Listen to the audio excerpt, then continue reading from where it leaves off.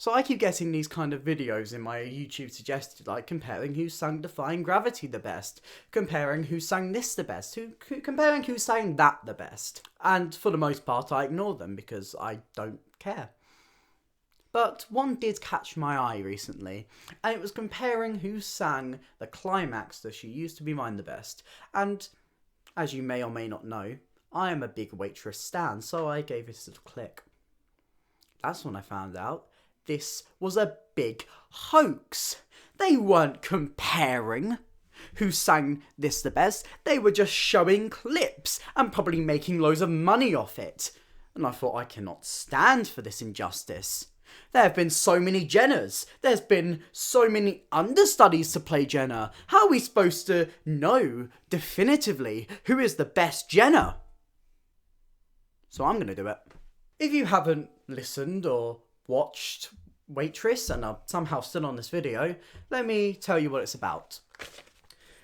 Waitress is based on the 2007 film with the same name about a small-town waitress who is stuck in a loveless, abusive marriage and falls pregnant. She then proceeds to have an affair with a gynecologist. Classic musical theatre.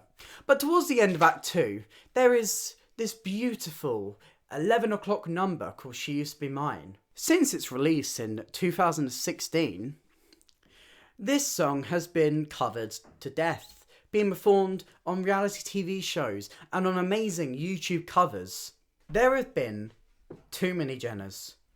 Too many that I physically cannot count. So I feel like we need to set some ground rules. Thankfully, Waitress is one of the most bootlegged shows ever. Seriously, I was able to find video and audio for nearly every main Broadway Jenna and West End Jenna, including some of the understudies. So here is a comprehensive list of all the Jennas that I could find. Jessie Mueller, Sara Bareilles, Betsy Wolfe, Katharine McPhee, Nicolette Robinson, Shoshana Bean, Allison Luff, Jordin Sparks, Susie Jones, Desi Oakley, Christian Dwyer, Olivia Moore, Sarah O'Connor, Stephanie Torrance, Bailey McCall, Kelly Crowther. And of course a quick mention to the amazing understudies who I couldn't find audio or video for, and some of the Jennas who have played her in other countries like Manila and Buenos Aires, who are Joanna Ampil, Josephine Scaglione, Reagan Farris, Molly Jobe, Kerry Renee Fuller, Lulu Lloyd, Grace Stockdale, Emily Koch and Kira Kennedy. Now I think that is everyone, but if I have missed anyone, please let me know in the comments and I will add their name to the description or something. And please be aware that this is just my opinion. I mean, you are free to love whoever you love. You may love someone that I do not love, and that is all okay. We're going to try and keep this positive.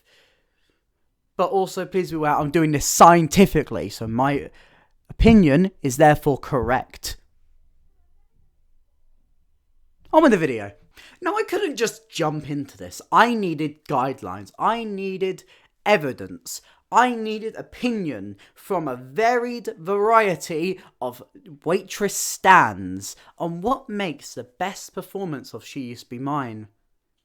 Thankfully, I know a lot of people who like Waitress, and so I just asked them, and I sent them weird messages being like, hey, what makes this performance of She Used to Be Mine the best? What do you think works in a good performance? How can an actress make this work?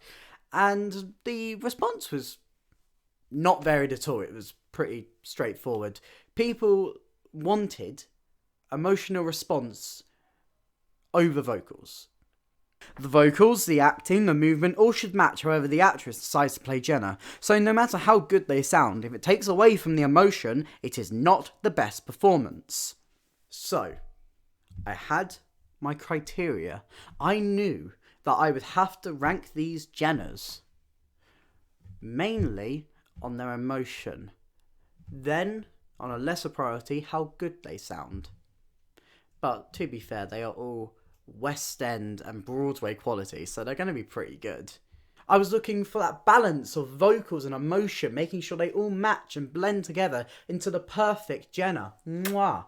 Now it was time to analyse. First up, Jessie Mueller strutted onto that stage and snatched all our wigs with what would soon be known as the greatest performance. Honestly, that girl would have a Tony in her hands if it wasn't for this weird little indie show called Hamilton, you know, like sweeping that awards that year, but, you know. Her version starts soft, still, extremely defeated. And girl, you know that audience is emotionally invested. I love how she spends very little time on each word in the opening. It's almost worthless to spend any more time on them. Another thing she gets right is how she builds her performance. At the start, she has the audience in her hands that she doesn't even have to move very much off that couch. She uses that stillness to focus on her emotion. Fuck, I'm already crying. And then, the big moment.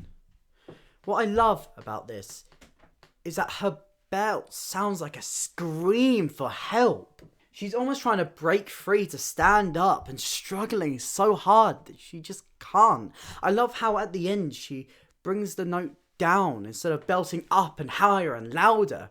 She brings it down almost like she's defeated, like she screams so loud that she can't physically do it anymore. Damn, she's good. You know what? I think she's going to be very hard to beat. Sara Bareilles, who wrote the score, then watched her musical and went, damn, I'm going to do this. And then she did it. 4 times. In 2 different countries. And her performance is not bad in the least, but we're in the big leagues now, and I've got to be critical. Watching Bareilles perform, it is clear that she knows the character. I mean, of course she does, she wrote the musical. But I also feel there's some compensation in it too. Like, she's trying to make up for the fact that she's not an actress by not really feeling the emotion too much and overselling it, which kind of takes away from the feeling, the realistic feeling that the song needs. She does manage to convey the emotions extremely well, but I'm not sure if I believe her as much as somebody else who was taking on the role. Let me just say though, I love her vocals. There is a small change that I quite like, and I think it really does match the character's feelings. That after she does her big belt, and she does the she is messy, but she's kind, she goes lower on she is lonely most of the time. Which is almost like she is, even after she's knocked herself down from those big belts, she's still knocking herself down. She's struggling to come back up. And let me say, girl, that is Jenna. See, I have my small problems with Bareilles, but it's definitely a very strong performance indeed. Next up, Betsy Wolfe, who has taken up the role of Jenna after making me crying gay in falsettos. Here, however, she doesn't make me cry. Not even in gay. Her Jenna seems a little more sweet than previous Jennas, and because of that, I don't really believe this is her worst moment. Personally, I like seeing Jenna as either completely defeated or bitter, or like having some mixture of the emotions, but I feel like she plays her too safe, maybe. I'm not sure quite where her Jenna lands. But to be fair, she does do a quite good job at building it. And it maybe has a rocky start, but she builds it, and there's definitely that sense of bitterness when she starts talking about Earl and starts realising how she's not the same person as she used to be. Sadly, her Jenna was not for me, which is sad, but at least I can still watch her in falsettos and cry. Please, why can't I stop crying when I watch falsettos? Then the producers were like, we need a big star! And Katharine McPhee walked in. And similar to Bareilles, just get coming back. Now, I have seen Katharine McPhee play Jenna live twice in London. Even once at the dress rehearsal. Yeah, I won tickets. And let me just say, I wasn't the biggest fan of her Jenna. Now, hear me out. What Katharine McPhee does is that she slays those vocals. And when I say slay, I mean she slays. She sounds amazing. Her riffs are some of the best that I've heard in any of these versions of these songs. But sadly, with this, I'm not ranking the vocals. I feel she falls into the trap where we kind of lose the emotion behind it. And when I watch it, I'm just thinking, wow, she's a really good singer. Instead of, wow, this woman's really hurt and broken and vulnerable. The most important part about Jenna is that we believe her. We believe her journey. And sadly for me, I just can't believe her Jenna. If I was ranking it on vocals, she'd be way up there. But sadly, I'm not. Just from personal experience, she's not my favourite. TV actress Nicolette Robinson was the next person to take up the mantle of Jenna, and for the most part, I think her performance is okay. Her Jenna seems to be quite lost, and I quite like this interpretation. I think it works perfectly for what Jenna's feeling in this moment. But what I think she lacks is as much build-up as some other Jennas give them. Her vocals are good. She goes for the shout with the big belts that I quite like, where she kind of, like Jessie Mueller before her, makes it seem like a scream for help. And at the end, she lowers it down instead of going for that big belt, which works, definitely. Next up, Shoshana Bean. Now, when I first watched her performance, I didn't really like it. I thought it was too pushy, too belty. But when I watched it again, I kind of appreciated what she was doing with the role. What she was doing was she was bringing something new to it. She was kind of playing Jenna in a kind of mixed emotion way, where she's definitely defeated, and you can see that in everything she does. But there's still an element of her trying to carry on and push it out and kind of talk about it. And if you think about it, that's what Jenna does the whole play. When she finds out about the pregnancy, she just goes and bakes a pie. She hides everything and what bacon can do and talks about it. And that's why I appreciate this performance. See, I do feel like there's places where she pushes it too much. She does go for the big belt. And, okay, I am very much not the fan of the big belt. It sounds great. But what Shoshana does is that she uses the pause afterwards really effectively to bring herself back down. Her Jenna does what my criteria demands in a slightly different way to what I was expecting. She kind of uses everything and balances it to the best of her ability. It results in what is definitely an emotionally invested performance. At this point, Waitress in London gets its first big cast change and its first new Jenna in Lucy Jones. I love Lucy Jones. What I love about Lucy's Jenna, similar to what I appreciate now from Shoshana's Jenna, is that sense of mixed emotion at the start. You can tell that she's really down but still trying to carry on. There's like a chuckle, but almost I feel like she's a bit more defeated. And I think that kind of really works. I mean, just watching her performance, it's really hard not to feel sorry for her. She does a really good job at mixing everything that works about Jenna together.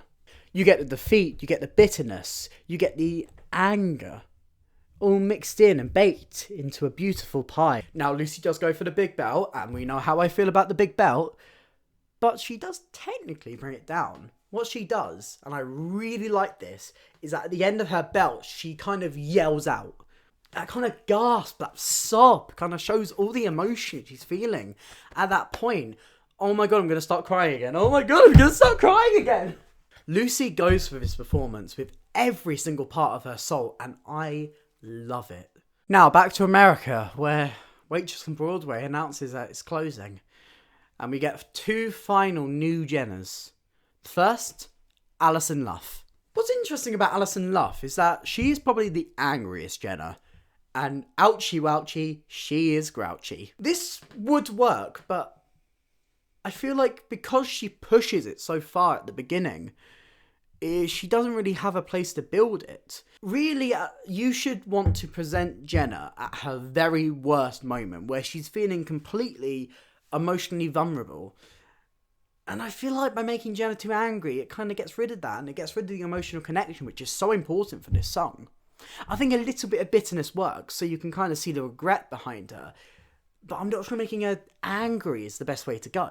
She also goes for the beltier climax of the song, and like Shoshana Bean, uses the pause afterwards so effectively. Overall, it's a good performance, even if I'm not personally the biggest fan of making her too angry at the start. Finally, Jordin Sparks. Now, Jordin Sparks sounds great. Like McPhee and Bean before her, she uses her vocals and they shine over everything else in her performance. But I do feel like she's got a lot of emotion behind her, and I really believe her Jenna.